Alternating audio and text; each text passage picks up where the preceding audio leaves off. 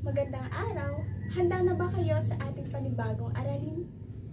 Ang pag-uusapan natin ngayon ay tungkol sa pang-abay at ang mga uri nito. Ano nga ba ang pang-abay? Ang pang-abay ay bahagi ng pananalita na naglalarawan sa pandiwa o kapwa pang-abay. Halimbawa, mabilis tumakbo ang isang koneho.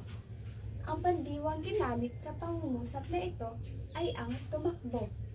Ang pang-abay naman ay ang mabilis, dahil nagbibigay turing ito sa pandiwang tumakbo. Sa ibang salita, pinapaliwanag nito kung paano tumakbo ang isang koneho.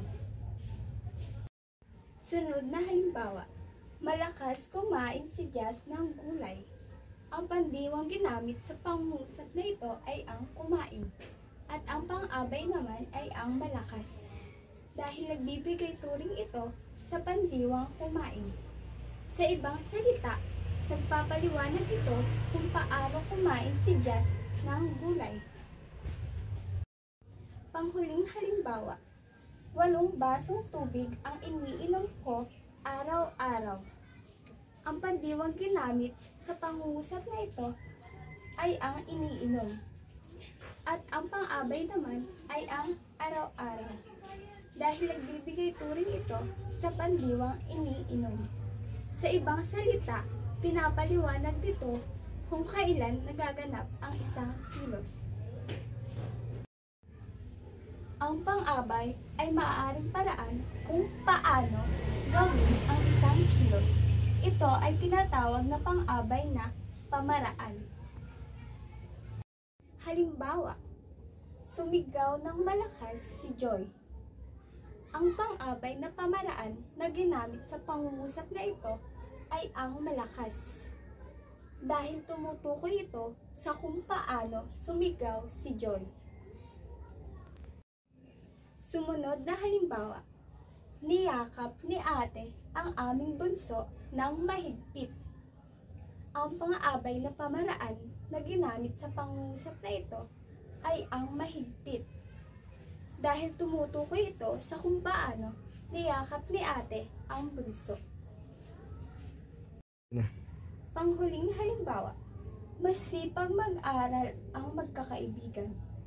Ang pang-abay na pamaraan na ginamit sa pangungusap na ito ay ang masipag, dahil tumutukoy ito sa kung paano mag-aral ang mga magkakaibigan. Pang-abay na pamanahon. Ito ay salitang naglalarawan kung kailan ginawa o ginagawa ang kilos. Halimbawa, maagang pumasok si James. Ang pang-abay na panahon na ginamit sa pangungusap na ito ay ang maaga, dahil tumutukoy ito sa pamanahon. Sumunod na halimbawa, kami ay nagdarasal ng aming pamilya gabi-gabi. Ang pang-abay na panahon na ginamit sa pangungusap na ito ay ang gabi-gabi, dahil tumutukoy ito sa kung kailan ginagawa ang kilos. Panghuling halimbawa, mamaya kami bibili ng pagkain. Ang pang-abay na panahon na ginamit sa pangungusap na ito ay mamaya, dahil tumutukoy ito sa kung kailan gagawin ang isang kilos. Pang-abay na panunan. Ito ay salitang naglalarawan kung saan ginawa o ginagawa ang kilos. Halimbawa, ipinatong niya ang aklat sa ibabaw ng mesa. Ang pang-abay na panunan na ginamit sa pangungusap na ito ay ang sa ibabaw, dahil nilalarawan ito kung saan ipinatong ang aklat. Sumunod na halimbawa, nagluluto si Tia sa kusina, kaya may naamoy akong mabango. Ang pang-abay na panunan na ginamit sa pangungusap na ito ay sa kusina, dahil tinutukoy nito kung saan nagluluto si Tia.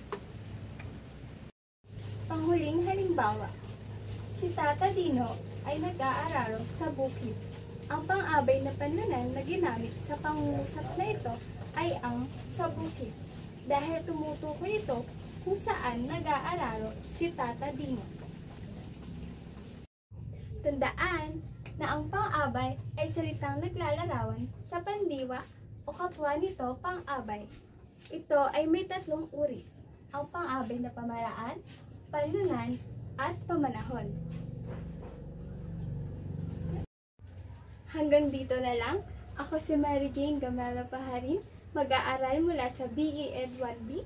Hanggang sa muli, paalam!